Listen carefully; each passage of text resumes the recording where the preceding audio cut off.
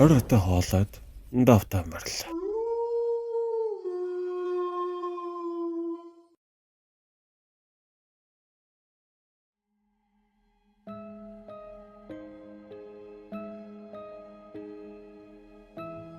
Зохиолыг бичсэн их тайвны чин зориг, зохиолыг уншсан цодхүү, автобус, бүтэн хөлбөр.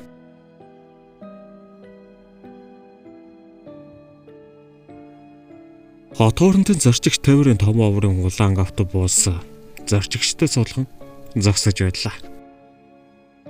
Ганаа тус автобусны хаягийг хараад Улаанбаатараас Эрдэнэт заашгүй минь амжлаа хэмээн бутнаад урд хаалгаар үзэглэв.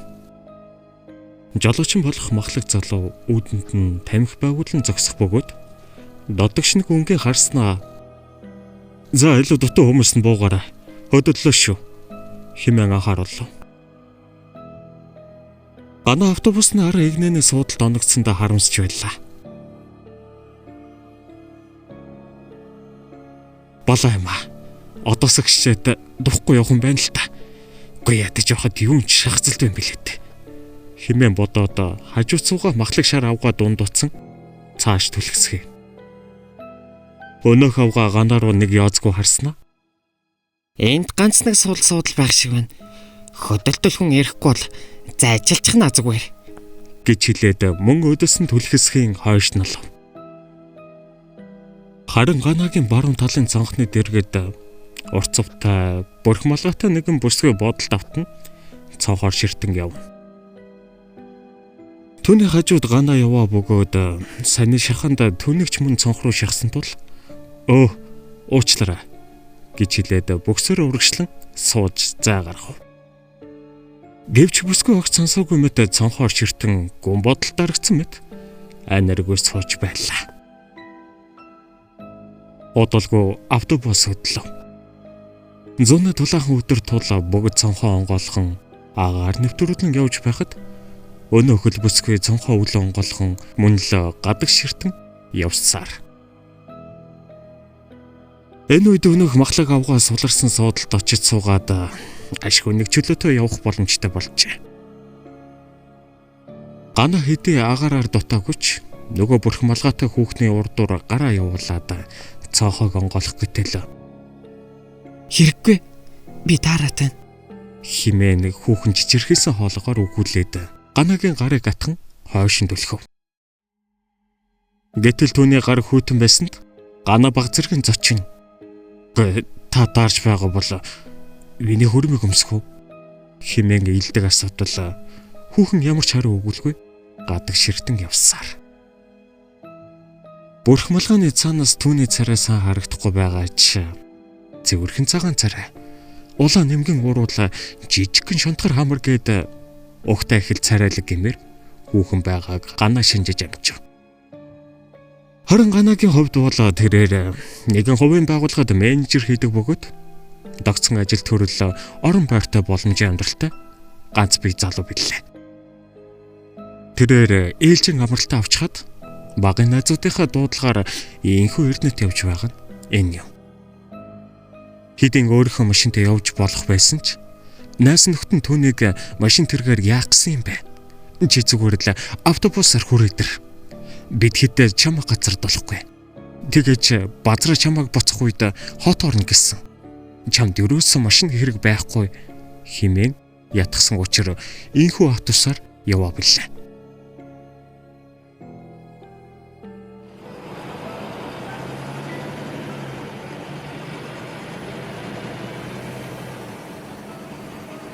Хөчөрхөг мотор хөнгөнөн дугарсаар даваа уудан мацсан. Ганаа энэ үед зүүрөмтлэн тоолгоогоо догсоор хажуу тийш гэлжийн бүрх малгайтай хүүхнийг дүшиж орхиллоо. Гэвч бүсгүй хитрхи турах аюу эсвэл мөрнийх нь хавьд ямар нэгэн хат үзэл нухаад ганаад тэнч тухтаа санагдсангүй. Тэр өндөн босоод хүнхэн рүү харан уучлаарай. Харин нойрондоо дэлтэд химээ үгүүлж байтал хүүхний хамраас өтгөн улаан цус гоочин амийг нь даган урсаж харагдлаа. Хөөе. Чи зүгээр үү?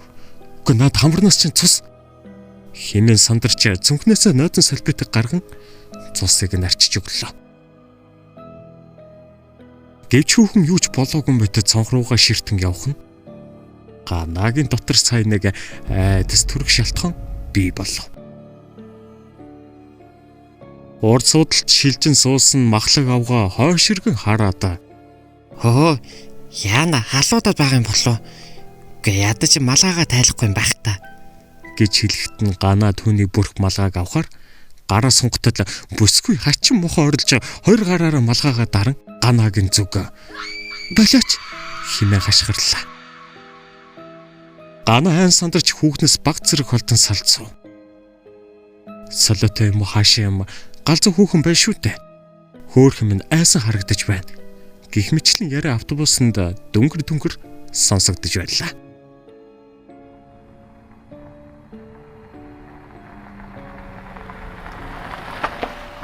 Тэд явсаар удалгүй замын дунд хоолохоор зогсов. Жолоот залуу хойшалхан хүүхэн дээр очиод "Гэ та зүгээр үү? Гэ битгий буухай орилж хашгираад зорчигчдын тав тухыг алдагдуулаад ойл та." хэмээн хөнгөн өгүүлтэл хүүхэн түүний чихэнд ойртон ирээд Энэ автобусанд байгаа хүн бүр өхнө гэж шивнэг хэлээд инээхэд нь жолооч "Юу гинэ? Гэ юу? Галзуу новш вэ? Гэ буучи" хэмээн зандраад өөдрөж хэрэн явлаа. Хүмүүс хүй хай болж жолооч залууг болиулж соёлгүй бүдүүлгээр нь харааж шүүмжлөв. Тэдний зарим нь бүсгүй өрөвдөн тэрч дүшин явсаар эргэн суудалтанд суулгаад бүгд л жолооч хэрэг зэмлэн дээрлэхүү арчаагүй хэмээн үгэлцгээв. Олны хил аманд дээлдсэн жолооч аргагүй өрхөнд бүсгүйг авч явахыг зөвшөөрөн цааш хөдөллөө. Нар жаргаж байгаатай зэрэгцэн тэнгэрийн хаяа муухаарч хурорхон шинж илрэв. Улаан автобус уул нуруудыг даван зорьсон газар руугаа тэмүүлсээр. Төвний доторх дэлгэцээр хуучны дуунуудыг шиглэх боловч хүмүүс төдөлөн ойшоолгүй зөөнмөглөн явах хажээ. Гана нөгөө тал руугаа шахан суусан бөгөөд мөн л зөөрмөглөн толгоогоо савчин яв. Харин түүний зүүн талын цонхны дэргэд нэг халзан толгойтой залуу чихвч зүүн ямар нэг зүйл сонсон төвлөрч явж байлаа. Уулын хүндийн чимээнд автобусны дуу яг л ялах хүүхэд уйлж буй мэт нэгэн хэмнэлээр цорайтна. Хашир дуршлагатай жолооч залуу өөрийн бадрын хоёр гараараа өрүүлээ мушгин урдах замаа ширтэн явах бөлгөө. 2 дугаар хэсэг. Зонхоор тэнгэр модон бүрхэж эрт харахгүй бүрээ боллоо. Улаан автобус урдах их гэрлээ болоод мөн заалны бүдэг гэрлээ асаажээ. Удалгүй бороо шүүрэн орж эхлэв. Гэтэл зорчигчтой хамгийн урд талын буюу жолоочийн арай судалж суулж явсан хүүхэдтэй бүсгүй "Ээжээ" хэмээн уулах алтан ориллоо. Гэнтийн чанга дуунд хүмүүс яав ив болж байтал жолооч залуу гинэт зочсондоо бухимдан уурлаж "Гэ бас яагаад муухай ашгараад унваа? Гэ хүн жолоо барьж явж байгааг мэдэж байна уу? Юу болсон аа?" хэмээн ширүүхэн асуув. Хүүхэдтэй бүсгүй ярьж мууран "Та сая хараагүй юм уу? Сая зам дээр бүрх малгайтай эмэгтэй" гэж хэлээд яриагаа дуусгалгүй аарын суудлал руу эргэж харлаа. 2-3 хойтой гэмээр жаахан хүүхэд өвөр дээрээ суулган яваа энэ бүсгүйг сарна гэдэг билээ. Түүний хүүхэд эрт унтаад сэрсэн тул цаваа сэргэлэн явж байсан болохоор сарна хүүхдээ харж босод зорчигчтэй адил унталгүй урагш зам ширтэн явж байсан юм. Гэтэл автобусны хурц гэрэлд нэгэн урцвтай бүрх малгайтай эмэгтэй зам голлон зогсож байгааг тэр харжээ. Гэвч жолооч хурдаа сааруулах нь битгий хэл хаацны минь дайрч гарсныг харсан бүсгүй тийхүү уулга алтан хашгирсан тэр байв. Бүсгүй эргэж өнгийн хартал арын суудалд яваа уртцав. Бүрх малгайтай нүгөө бүсгүй суудалтаа сууж явах бөгөөд хачирхалтаа тэр сарнагийн өөдөөс нүдэ байдагаараа бүртгэлэн ширтэж байхан тэр арс тулгарсан сарнаа огцом эргэж суудалтаа суугаад айж балмагцсандаа хүүгээ ингэртэй чанга тэрэн авлаа. Ямар амар юм бэ? Хатаа чараас минь ширтэж байгаа нь мэдрэгдээд байх юм. Би яах вэ?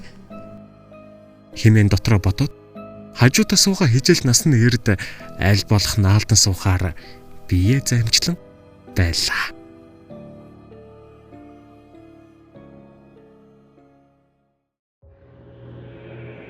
Энэ үед гана арын суудал дээр зөөрмөглөн явж байхдаа сууж яваа автобус нь түүнээс өөр хүнгүй болсон мэт амар чимээгүй гэлтэрнэ. Гэтэл одоолгүй нэгэн түнэр харахгүй ёроолгүй мэт ангал руу нисч байн химэн зүүдэлж байтал саяны хашгирах чимээ тэрхүү хар дарсан зүуднээсээ сэрж чаджээ. Одоо түүний нойр бүрэн сэргсэн байх бөгөөд сарна бүсгүйн арга шүнгэж харчхад царай говьсхийн огцом сууж байгаа үйлдэлийг хараад тунчиг гайхан хажуудах бүрх малгайтай хүүхэнд рүү харлаа. Гэтэл тэр огт хөтлөөгүй мэт анх байсан шиг цаахаар ширцээр явах болгоо. Төрөөчин шиврээ бороо улмал ширүүхэн орж аян захлан гэлбэж эхэллээ. Гэтэл сарнагийн хажууд явсан хижээлэр жолоочд хандан төр зогсож болох уу? Би засгсан юм хэмээн хэллээ. Гадаа ширүүн бороотой байсан хэдий ч жолооч хэсэг явж байгаад зогсов. Хаалга нэг төдөд адар бороо асхан зодох бөгөөд хижээлэрээс гадна хэд гурван хүмүүс бие засахар харах өгзсөн одцгоо. Улаан автобусын моторын дуу хөнгөнөж тэдний хүлээх хооронд борооноос хамгаалan хаалга хаасан байв. Хүчтэй адар бороонд хүмүүс нэг их удалгүй хаалга балбан орж ирцгээснээр тэд цааш хөдөлцгөөжээ. Хэсэг хугацаа өнгөрснөө хойно ганаа санамсаргүй бүрх малгайтай бүсгүн зүг харвал тэр байсангүй. Төрөн зогсч хүмүүс бие засахад бүсгүйг суудлаасаа ч өндөгөөгүй гэдгийг баттай мэдэж байгаа хэдий ч одоо үнэхээр байхгүй байгааг хараад ганаа гүн шоконд орхон тэр. Хэсэг тэнэгэлзэн яахан мэдэхгүй явж байснаа. Жолоочоо эдний хүн замдаа үлдчихжээ хэмээн хашгирав. Хүмүүс бүгд л ганагийн зүг харан шуугилдцгаав. Нэр байхгүй шүү дээ. Сая хөдлөөд хэр удлаа та. Одоо л мэдэж байгаа юм бүү. Жолоочоо зогс буцаад явъя гэх мэтээр бужигналтад ирэв. Жолооч автобусаа зогсоогоод эргэж харан хаан сууж явсан. Төрөө хашгираад байсан бүрх малгайтай эмэгтэй мөн үү? Гэхдээ төрөө бие засах гэж гарч хаад эргэж суугаагүй юм шүү хэмээн хүдэрч хэрэг хоолоогоор ганаагаас асуутал. Гэхдээ би харин гарсныг нь мэдэхгүй байна л та. Намайг анзааргүй байхад гарч чадчихтэй хэмээн эмээнгүй харуулад гимшилтээс нь нүдээр бусад зорчигчдэг тойруулан харав. Жолооч амдаа үгэлсээр автобусаа асаагаад өрүүлээ машин эргэж авхлаа. Тэд эргэн явсаар түрүүчин зогсож бие зассан газар ирцгээв. Тэдний зогсон газар нэгэн давааны өндөрлөг хэсэг байсан бөгөөд эргэж алхаж хэлбэрхэн байлаа. Гэвч гадаа ширүүн бороо асгарч байсан тул зорчигчдын дундаас гарч хайх зөрөгтөн байхгүй байв. Харин ганагийн хувьд бүсгүй энэ газарт үлдсэн явдалтай өөрөө буруутай юм шиг санагдсан учраас жолооч залуу ганцаархан гаргаж зүрхэлсэнгүй. Тээнхүү тэр хоёр нэг гарч идэн бараад бүрх малгайтай бүсгүй хайхаар автобуснаас бууцгаалаа. Улаан автобусны цонхоор тэр хоёрыг сониучрахсан хүмүүсийн төрх сүүдэртэн харагдах бөгөөд тэнгэрийн цэглэхэн гэлбах үед Тэдгээр хүмүүсийн царай гэрэлтэн цагаарч яг л аймгийн хүүхдүүд мэт харагдах нь нэн аимшигтай дүр зураг болон үлдэх ажээ. 3 дугаар хэсэг. Жолооч гана 2 бүрх малгайтай бүсгүй хайхаар автобуснаас холдон явлаа. Гэтэл тэр хоёрын араас бас нэгэн залуу гарч ирээд "Хөөе, хоёроо хүлээж бай. Гуруулаа айцгаая" гэж хэлээд гүн гэрлээ. Тэр бол ганагийн хажууд жихвцэн юу болоод байгааг ч мэдэх юмгүй сууж явсан халдсан залуу байв. Гэтэл ингээд араас нь гарч ирээд цуг хайлцах гэж байгаад нь гана гайхсан хэдий ч бас хүн нэмэгцэнд баярлаж байлаа. Тэд нийлэн баруун жалгаа руу уруудаж "Бүсгүй хэмээн орлон явлаа. Усархаг бороонд аль хэдийн нэвт норсон хэдий ч бүрх малгайтай хүүхэн энэ хүйтэн бороонд яаж байгаа бол гэсэн бодол тэр 3 толгойд эргэлдэн. Жолооч илүү сандарч буй бололтой. "Алуу, чи хойш яв. Харин чи урагшаа яв. Харин чи урагшаа зүглээд яв" гэж хэлээд тэд салж хайхаар боллоо. Гана замдаахан хойш зүглэн бүсгүйг дуудан явж байв. Тэнгэрт гэлбах захилгааны гэрэлд орчин үе тодрон харагдах боловч бусад үед түнэр харанхуй ноёлон гарч хідэнгийн сүмгэр гэрэлд багахан зайл үзэгдэн. Гэвч хэн ч харагдахгүй байлаа. Эргэн харвал автобуснаас нэлээдгүй холджээ. Тэр бүсгүйг хэсэг дуудан зогсож байтал гэнэт автобус хаарц нэмэн хөдлөж буй чимээ сонсогдов. Гана гайхан сандарч араас нь хар ирчээрээ гүйсэн боловч автобус ямар нэгэн зүйлд хөөгдөж буй мэт хурд нэмэн алга боллоо. Тэрээр бороонд нэвт норон даарч эрүү ам нь дачигнан зогссоор хоцров. Гана замын хажууд бодолд орон зогсож байтал түүний араас нэгэн машин гэрлээ мэлтийлгэн асар хурдтай өгсөрж ирлээ. Ашгүй машин ирж явна гэж бодоод гараа хөргөн зогсдол. Нөгөө машин зогссон битгий хэл түүнийг харахгүй байгаа мэт дайрангаа алдан өнгөрөв. Гана айж балмагдан хойноос нь харж байтал түүний гэрэлд бүрх малгайтай хүүхэн замын голд зогсож харагдлаа. Гэтэл нөгөө машин хурдтай явж байгаад гинэт хажууд тийш эргэж замын хажуу руу онголтон хэд хөрвөөсөөр зогсгон тэр. Харин зам дээр саяхан зогсож байсан нөгөө бүрх малгайтай эмэгтэл байсангүй. Учир явдалд айж балмагцсан Гана онголцсон машины зүг аажуухан явсараа ортлоо. Доош харан унсан Ланд 200 марка машины жолоочийн цонхоор нэгэн гэр толгоогоо зохиолгон ам ангалзуулна. Харин арын суудал дээр нэгэн хүүхэдтэй эмэгтэй толгоо мөн доошоо харсан байдалтай ухаангүй байх бөгөөд харин хүүхэд нь яг л Гана руу харж буй мэт ширтэж хүзүүгээ гэлжилгэн амьсгал хураачаа.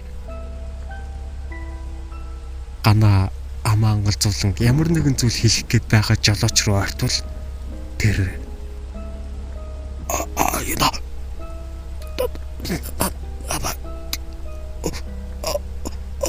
уучлаарай хэмээн сулхан дуграад мөн л амьсгал хураа.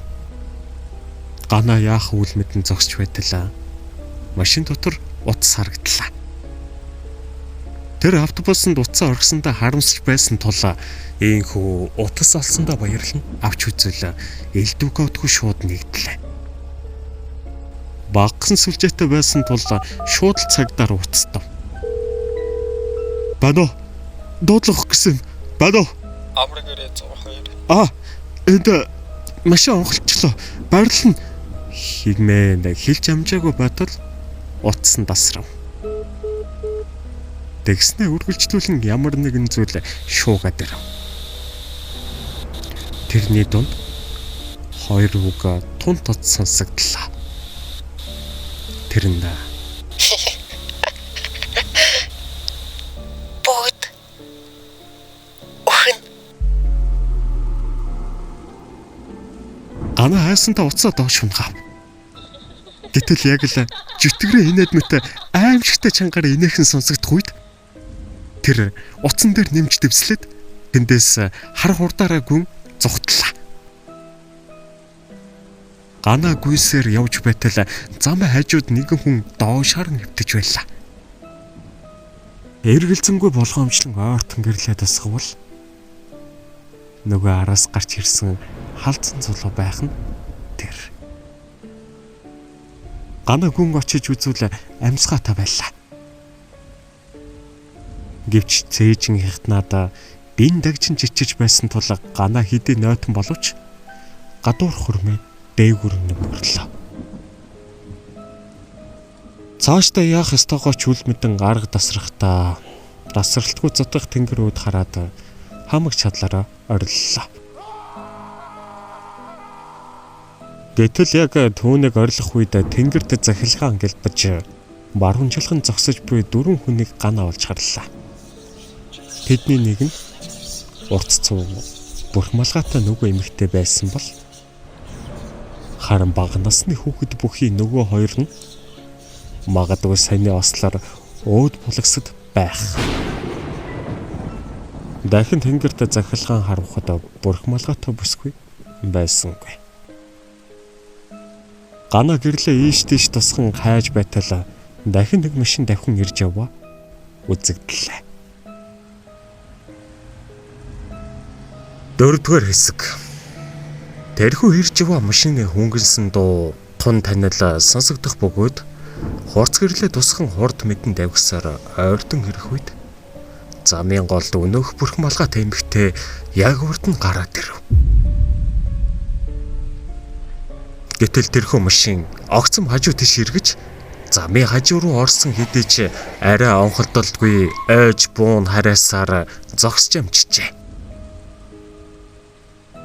Хурц гэлбанд сайн харж амжаагүй Гана тэрхүү машиныг нөгөө улаан автобус мөн болохыг сайн нэг таниад хаалцсан гэрэг сугдан босгож түшсээр тэр зүг рүү яаравчлан явлаа.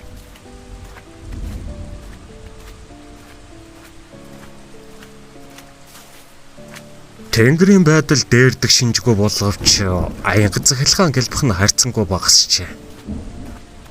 Автобуснаас тусах гэрэл орчныг багахан гийгүүлэх бөгөөд түнэр харах үед даарч барьсан Гана халдсан гэрээг түшин арай гэж явж байх үед түүний ард нөгөө хосолцсон гэр бүлийн 3 аврал нэхэх мэт гараа сунган аарсан дагаж байх нь тэр. Айж боломгцсон Ганагийн зүрх амаар нь гарах шахам дэлсэж туслаараа хэмээн ойрлон явах боловч автобусанд буй хүмүүсээс нэгэн ч гарч ирж тусалсангүй. Тэгтэл халзан гэр ухаан санаа сайн нэг дээрдсэн бололтой хөлөө 2-3 гიშгэн явах нь хамаагүй тусдын болж орхив. Тэр Ганагийн чихэн дээр гэж битгий хараарай. Зөвхөн урагшаа хэмээн шимнэж байлаа.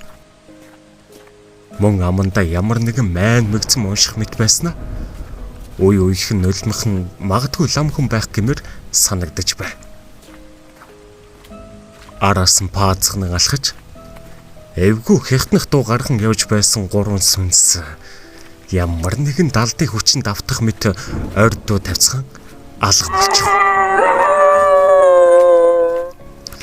Гана халзан гэр хоёр арай гэж алхасаар автобусын тулж ирээд хаалхыг нүдтэл жолоочээр өрүүлээ тасаатхан урагш ширцэр хүссэн мэт хөдөлгөөнгүй болсон байлаа. Харин бусад зорчигчд нь дор бүрнээ өмөлтөн сандарч харагдах бөгөөд тэр хоёрыг хаалх нүцээр байх үед нэг нь ирж онгойлгож өглөө.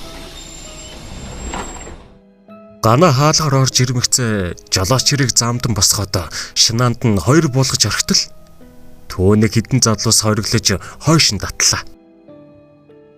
Хөдөрч хэрэг биетэй жолоочрд саяны 2 зохилт огт нөлөөлөөгүй мэт байх хэдий ч гагцхүү айдар сурсан нүдэр бусдын зөв хараагаа бэлчээн зогсно.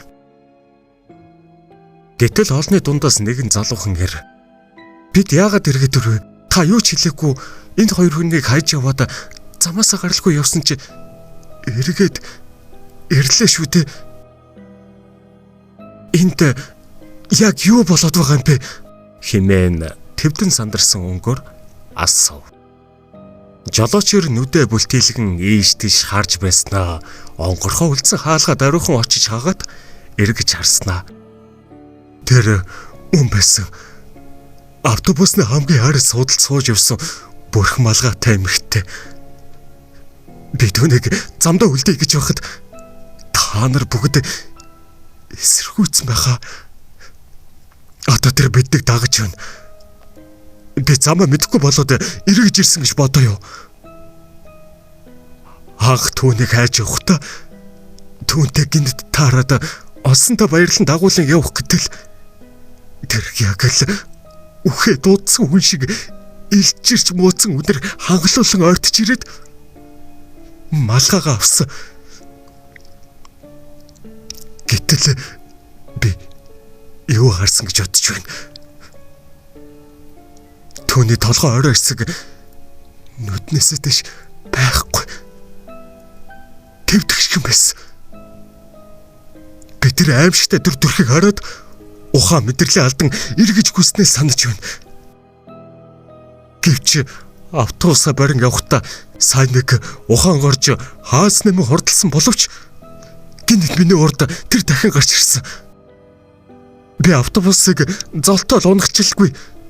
Хинхүү зогслоо шүү дээ гэж хэлээд айсандаа хаалганаас олдон бусадтай ойртон зогслоо.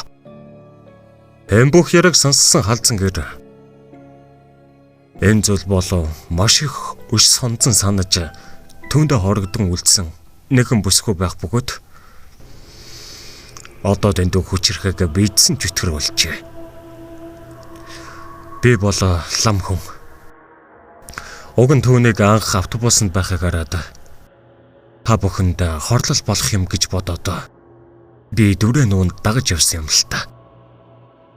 Гэвч түүнтэй тараад хүч сарсан боловч даанч дийлсэнгүй ялгдлаа. Одоо бид бүгдээрээ тэрхүү житгэрийн тойрогт орсон учраас энэ хүн нэг газараа л эргэлдээд байгаа юм шүү дээ. Тэгэхээр бид бүгд ив хамтаар залбирч хоорондоо түнжинтэй байж эндээс гарах арга олцох учиртай юм. Хэмээн үгүүллээ. Хүмүүс дор бүрнээ сандран өөмөлдөж юун житгэр юун тойрог хэмээн шаагалдаж байтал жолоочор ганц хашгиран бүгдийг намж агаад лам хэлж байгаа зөв. Одоо ингэж божигнаад нэмэргүй. Харин эндээс яаж гарах вэ? Гэхдээ танд ирэх биш арга чарга байгаа байлгүй дээ гэж асуулаа. Лам хэсэг бодлогоширсноо өөрийнхөө томч цүнхийг онгоолхон дээл хувцас хийгээд эрх судраа дэлгэн бусдыг зайчлахыг хүсэв. Бодолгүй автобусны арын хэсэг ламын мэдлэх болж тэрээр хонх дамраа тачигнуулан майн мэгзэм хөнгнүүлэн уншлаа. Тэгснэ нэг их удалгүй эрх татан үзээд тонч бэрх байна да. Түүний хорсол занал энд байгаа хүмүүстэй тун их холбоотой учраас та бүхнийг нэгэн дор инхүү цоглуулжээ. Өөрийгөө оюуна гэж байна. Та бүхэн энэ нэрийг санаж байх учиртай хэмэв. Ламын дээрх үгийг сонссон гана арай тэр оюуна биш байгаа даа гэж дотроо бодсон бол бусд нь мэдэхгүй танихгүй штэ гэж байхад зарим нь ямар нэгэн учрыг олсон мэт толгой дохин зогсох ажээ. Гадаа бороо зогслоо. Энэ хэдийгээр та боловч нэг асуудал нь хүмүүсийн утсанд сүлжээ байх боловч хэн нэгэн рүү залхахаар ямар нэгэн шуугтныхаа дуугарх чимээс үрзүүл үл сонсогдож байгаад оршино. Сайн чагнуул бүгд үхэн гэж байгаа мэт нэг сонсголгүй аимшигтай сонсогдох бөгөөд мөн яг л цаг хугацаа энд гацсан мэт хэнийхэн ч цаг үл хөдлөх бүлгөө.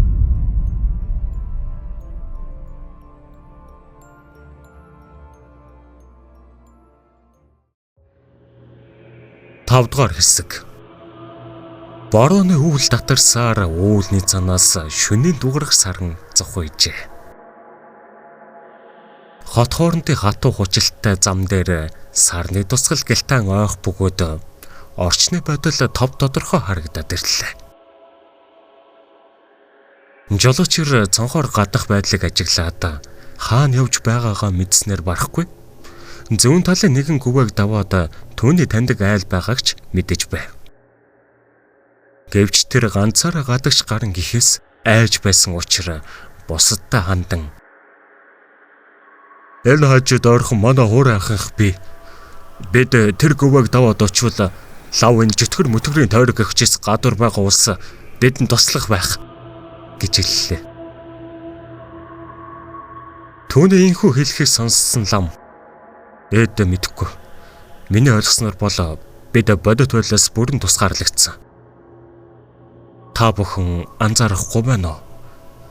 Хот хоорондын хөл хөдөлгөөнтэй энэхүү замаар яагаад өөр машинууд холигохгүй байна?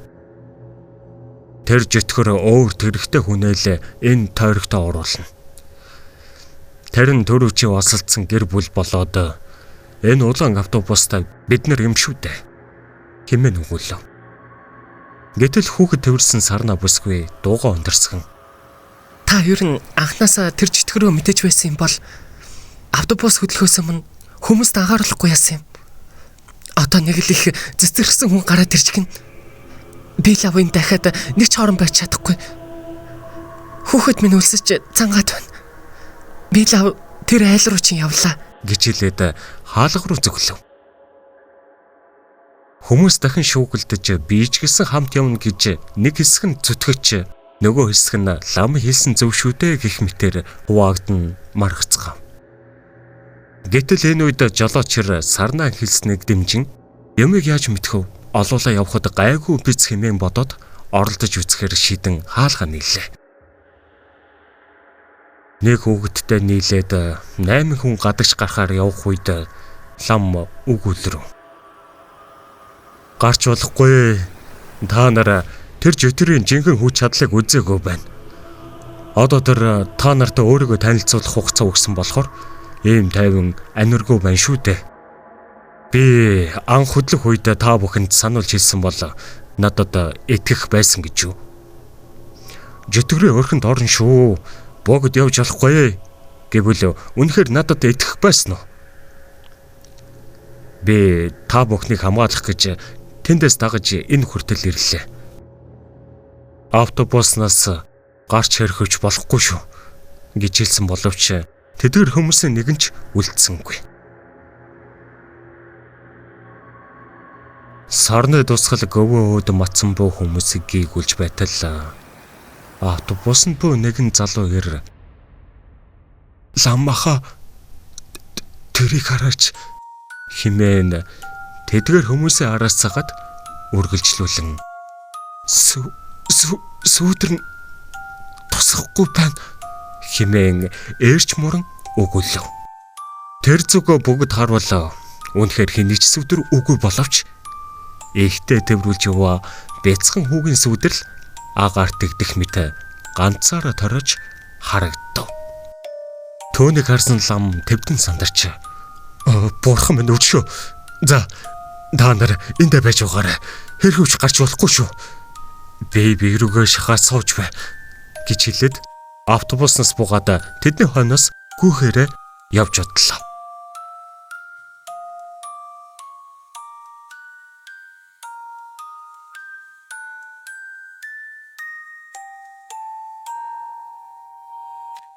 Жолоочир болон бусад хүмүүс гөвөө өд матсаар дээр нь гараад хартал нүдэндээ шидэгсэнгүй.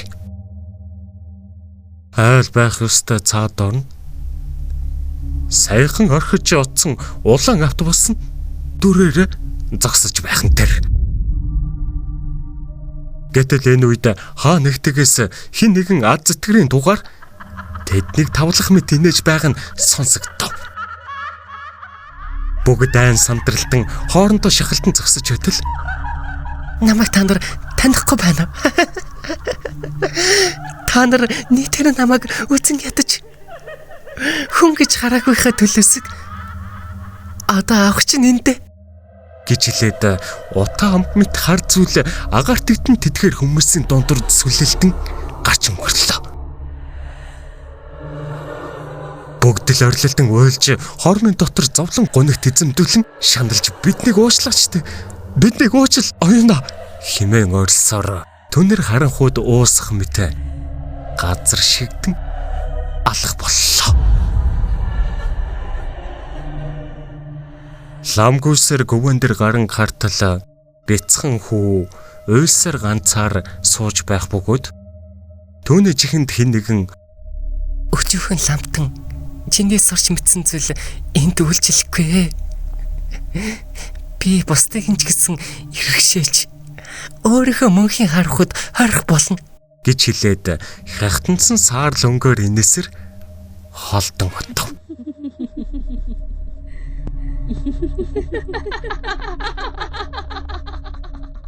Лам хүүг тэврэн аргадж хөөхөн алаг нүднээс нь бөмбөрх нулимсэг арчиж өгöd. Ийм том эр хүн чинь уйлдгүй юм. Одоо хоёулаа явнаа гэж хэлээд эргэн автобус руу зүглэн алхлаа. Тэр хоёрыг явах үед ард нь аврал нэхэх мэт 7 харс өдөр гараа сунган зогсох ажээ.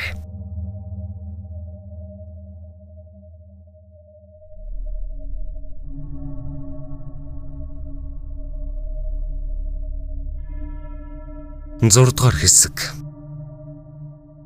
Ламтан хүүг тэврээд ганцаараа эргэж ирсэн явдал автобусд үлдсэн хүмүүсийг ихэд гайхшруулж мөн айдаст автуулав. Одоо бүгд ламын хэлсэн үгэнд итгэж цаашдаа хоорондоо салалгүй нэгт байха амлцгааж байлаа. Энэ үед гана дотроо оюуна гэж арай тэрвш байгаа хэмээн бодоод ер нь өөр оюуна гэж би ямар мэдвэ штэ. Энэ яг л гарцаагүй боллоо доо. Хөөх юм. Тэгвэл энэ хүмүүс чи надтай адилхан гим хийсэн улс болж таарлаа. Хэмээн бодоод бусдаас нэгэн зүйлийг тодруулахаар өндөв.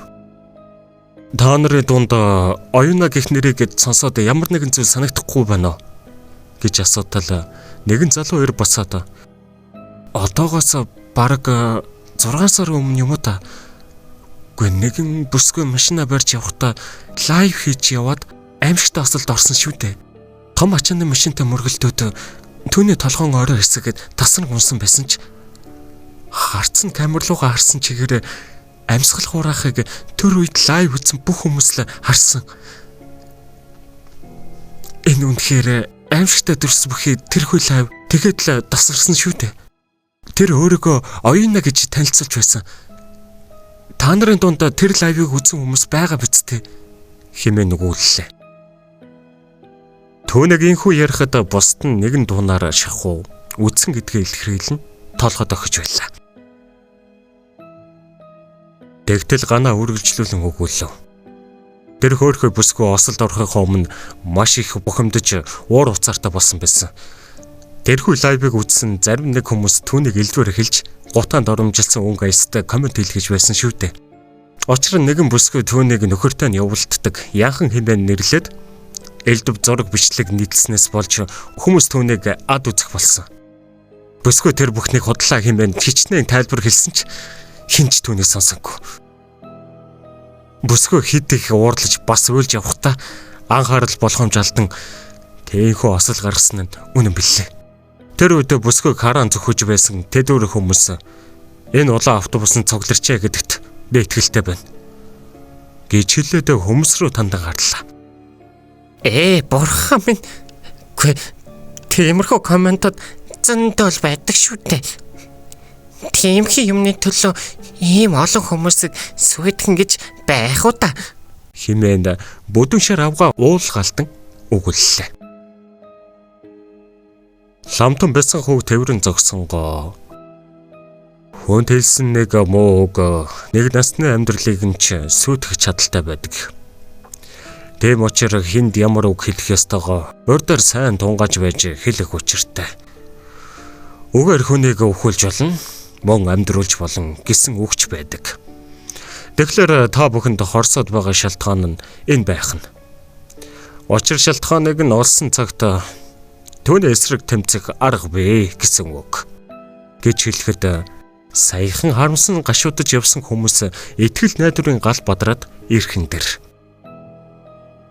Манайха бүгдээрээ хамтдаа залбирая. Оюунагийн сүмсийг гуйж аргацгаа идэх үү? Хэмээнд нэгэн залуу хүү айсан дуугаар бусадтай хэллээ. Бүгд тэр хүүгийн үгийг сонсоод ламтан өөд харцгаавал цаадхан мөн л ном хур унших гэж буй бололтой тэрч бүх хүүхдээ хүнд өгөөд судар номод илгэн суулаа. Та бүхэн түүний талаар мэдсэн учраас одоо тэр энд ирэх болно. Бас тэр маш их хүч чадалтай учраас ямар ч нөхцөл байдал үүсгэсэн та нар хоорондоо нэгт ойртож огтхон ч айж имэж болохгүй шүү. Бас намайг хонх дуурснаас хойш хинч дур мэдэн үг дуурч болохгүй. Хатуу санаарай. Хэмээн өгүүлээд май мэгзэм хөнгнүүлэн уншлаа.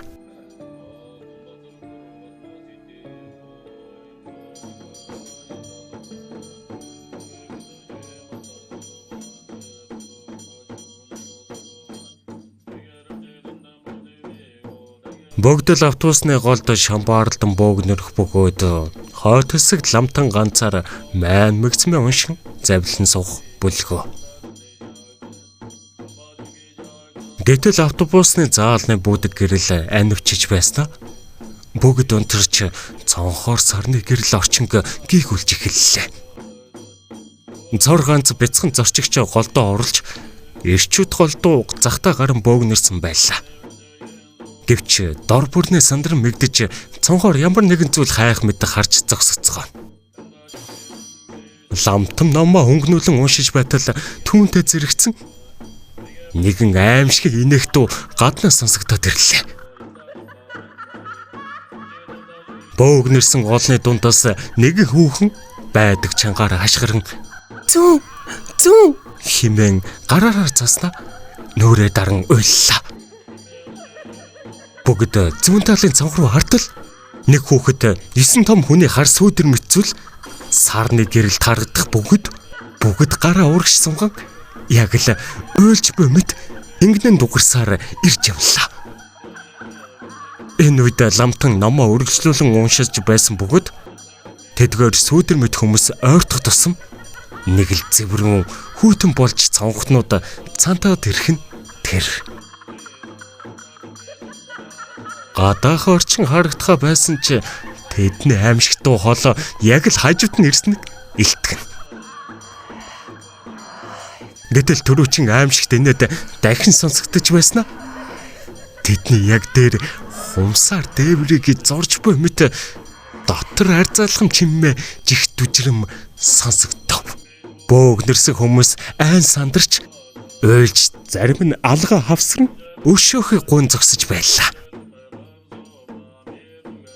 Сүүдэр мэт хүмүүс цонхны цаана сүүтгэн байгаанд сарны гэрэлд харагдаж байсан ч тэд юуг цонх хаглаад ороод ирчихгүй байв. Ламтан хонхоо дуургаад номоо хөнгнүүлэн уншиж байтал бөөгнөрсөн олонний дунд байсан бяцхан хүү Ээжи хэмээн цонх руу гараа сарваллаа. Цонхны цанталтаас хамгаалсан жижиг дөрвөлжин тунгалаг хэсгэр сүүдэр мэт харс дүрс рүү заан бяцхан жаал ийхүү дуудаж байлаа. Гэтэл ламтан гинэд нүдэ томор нэг ам ангалцуулан сууж байтал содраас нь гал авалцсан шатаж эхэллээ. Автобусны цонхнууд хагарч тал бүрээс нь сүүдэр мэт хүмүүс хормын дотор орж ирэн бөөгнөрсөн хүмүүсийн зүг гараа сунган давталлаа. Айж орилсон, уйлсан, зөвхөрсөн хүмүүсийн дуу хоолой автобусаар нэг сонсогдох үед тэдний голд байсан бяцхан хүү Ээж гидээ явъя хэмээн гараа сарван уйлцаалаа. Энэ үед хар сүүдэр мэт хүмүүс дундаас ганц л хар зүйл хүүгийн өөдөөс тонгон хараад гашуудан уйлж буй мэт битгүү хоолоогоор янгин дуурах бүлгөө.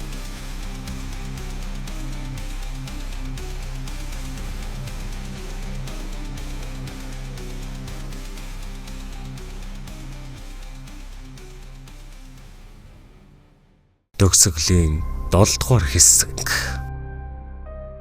Гана огцон нүдэ нэлээ. Гэтэл түүний сууж явсан улаан автобус дөнгөж цайны газраас хөдлөө дутаагүй бололтой явж байх юм.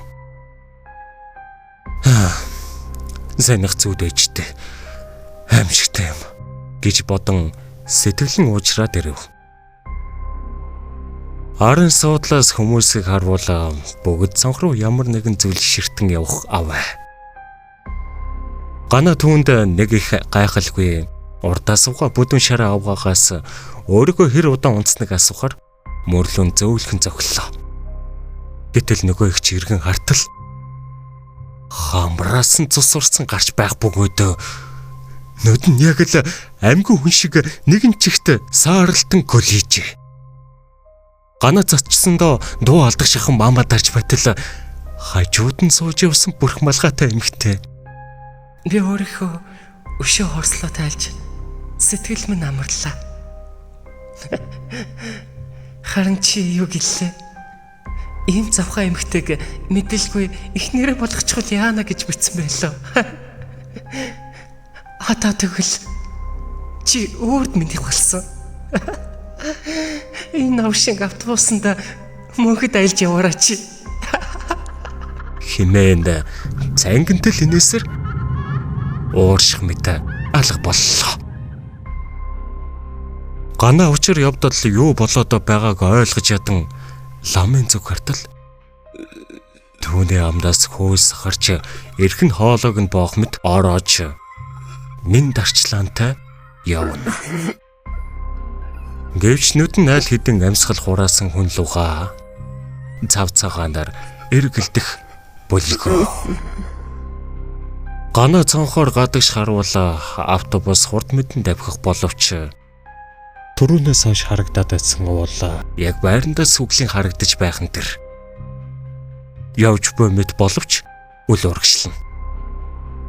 Сандрангуй журагш зүглэн жолооч ирлүү харуул тэр мөн л амьгүй саарл нүдээр урдах замаа гүлрэн явж байх юм.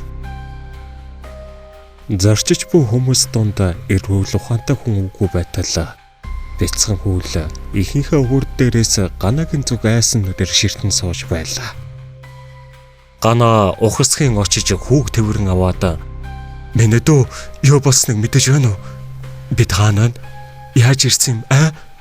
хэмээн шалгаатал бяцхан хүү Би унтаж ирсэн. Ээжтэй одоо харилаа. хэмээн шулгана.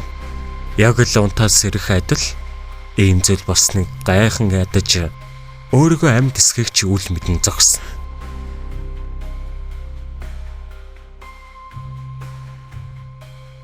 Ламтан огцом нүдэ нэлээ. Борхон минь өчөө. Юу болох нь вэ? Тэр жалхуу дуу гаргана гэж яагаад тооцоолсонгүй вэ? Үгүй одоо тэгээд бас хаана да хэмээн бодоод автобусны доторхыг тойруулан харуулаа. Ганагийн харсантай ижил төрх угтан авлаа. Бүгд цонх руу ширтээстэй. Хажууд дэш Гана руу харуулаа. Тэр өөрийнх нь талын цонх руу амьгүй сарл нүдээр ямар нэгэн зүйл ширтэн явлаа.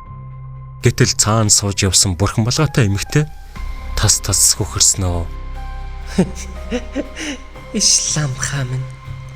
Таны хүч энд юу ч биш гэж хэлсэн байхаа. Зүрүүд гэдэг нь.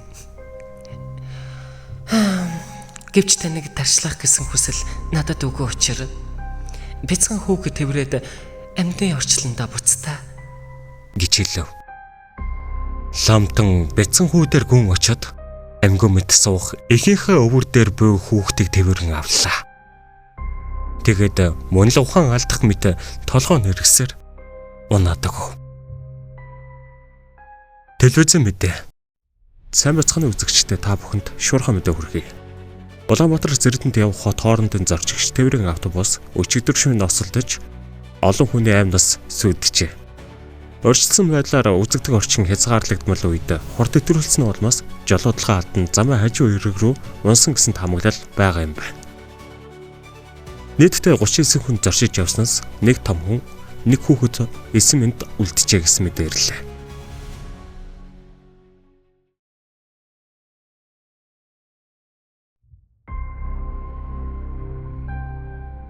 Хүүгийн ээж Сарна. Нихүү хаана миний хүү ээжтэй ирээчтэй. Хэмээн дуу алдан орилсоор. Гэвч автобусанд буюу бусад хүмүүс түүний ойрлохыг үл сонсох мэт цонх руу ширтэн явна. Гэтэл бүрх малгайтай эмэгтэй түүн дээр ирээд Хүүхэдтэй хүн байж хүнийг яаж тэгж бузар мөвгөр дайрч чадж байна. Юу гэж бичлээ чи? Санаж байна уу? Адг юм уу им?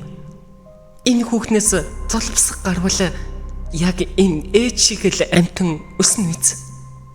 Хорвоогийн хогийн амтад ингээд л дуустгүй юм шүү дээ гэж бичсэн байхаа. Чи энэ үгнийхээ горыг амсч өөрд энэ автобусанда аялах болно. Гэхдээ хүүхэд чинь бороогүй тул би түүнийг яагачгүй. Ламтантай хамт амьдын орчлонд буцаасанд минь баярлаж яваарай гэж хэлээд уусан алга болов. Сарна мянгантай уучлал говьч нэгэнтээ оройтжээ. Зөвхөрл тээсэн нулимс дүүрэн харцаар хөөрхөн үрэ бодон шаналсаар явах их хүний царайг цонхны цаанаас хэн нэгэн багталтайгаар харан зогсох ажгүй.